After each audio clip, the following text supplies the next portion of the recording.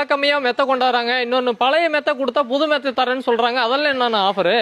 நான் தயவு செஞ்சு நான் ஒன்று சொல்கிறேன், வீடியோக்காக சொல்லுங்க. நீங்கள் தயவு செஞ்சு வீட்டுக்கிட்ட வந்து உங்கள் பழைய மெத்தையை கொடுங்க, நான் புதுசு தரேன் அப்படின்னு சொன்னாங்க. தயவு செஞ்சு கொடுக்காதீங்க. ஏன்னு கேட்டிங்கன்னா, நம்மள்ட்ட வாங்கக்கூடிய ஒரு மெத்தையை கண்டிப்பாக வந்து அவங்க ஒரு ஆல்டர்னேட் பண்ணி இன்னொருத்தவங்களுக்கு விற்பாங்க. நீங்கள் வாங்கக்கூடிய புது மெத்தை இன்னொருத்தர் வாங்கினதா இருக்கும். ஸோ ரேட்டு கம்மியாக தராங்கன்னா இது நிறைய நடக்குது. இப்போ நிறைய ஃபீட்பேக் கஸ்டமர்ட்டே சொன்னால் நான் வாங்கி பார்த்தேன்னா கல்லுமாயிருச்சு, என்னோட பழைய மெத்தை 2000 ரூபாய்க்கு எடுத்தாங்க, 3000 ரூபாய்க்கு மெத்தை கொடுத்துட்டாங்கன்னா அது எல்லாமே இதுதான்.